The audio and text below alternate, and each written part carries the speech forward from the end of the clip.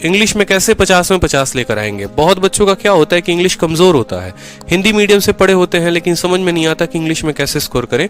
तो 3 स्टेप में मैं आपको बताऊंगा कि 3 स्टेप में आप इंग्लिश को खत्म कर सकते हैं। ये 3 स्टेप अगर आप मान लेते हैं तो इंग्लिश की समस्या का समाधान है, ठीक है। इनको अवॉइड मत करना। पहला स्टेप हो गया आपको कि सिलेबस को कंप्लीट करना है। कहां से करोगे? तो each and every page of Plinth to Paramount, ये किताब ऐसी बनी है ना कि ये ब्रह्मास्त्र है इंग्लिश के लिए, ठीक है।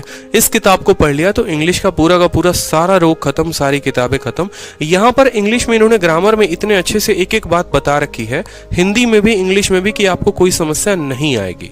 तो इंग्लिश में पहला स्टेप जो है प्लिंथ टू पैरामाउंट खत्म करना है। कैसे? उसके साथ सेकंड स्टेप को मर्ज करेंगे वो देखो। जैसे आपने यहां पर नाउन पढ़ा, नाउन आपने खुद से पढ़ा। अब नाउन पढ़ने के बाद उसके क्वेश्चन लगाओ उस किताब से, और दूसरा मिरर ऑफ कॉमन एरर की किताब से। मिरर ऑफ कॉमन एरर एक किताब आती है जहां पर आपको चैप्टर वाइज दे रखा है कि नाउन के 50 सवाल, प्रोनाउन के 50 सवाल, एडजेक्टिव के 50 सवाल, एडवर्ब के।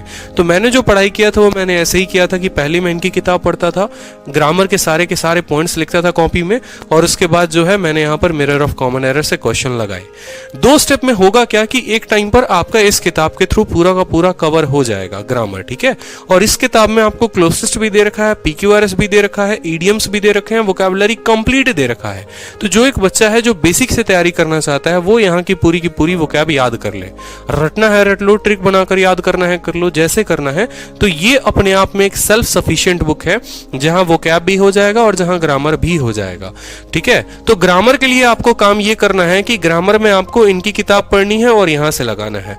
वोकैब में आपको काम ये करना है कि इनकी किताब से डेली एक पन्ना उठाना है और उस पन्ने को खत्म करना है, ठीक है। और तीसरा स्टेप आता है आपका प्रैक्टिस का, कि प्रैक्टिस कैसे करोगे। तो देखो प्रैक्टिस के लिए 2 चीजें इंपॉर्टेंट है। जब आपका ये सिलेबस खत्म हो जाएगा ना, तो मैंने एक वीडियो बनाई थी और आप जाकर मेरी प्लेलिस्ट में देखोगे कि ये 4 एप्लीकेशन जिससे मेरे काफी मार्क्स बढ़े, या ये एप्लीकेशन जिससे मेरे मार्क्स बढ़े, उसमें मैंने इंग्लिश का एक बहुत ही बेहतरीन ऐप बताया है।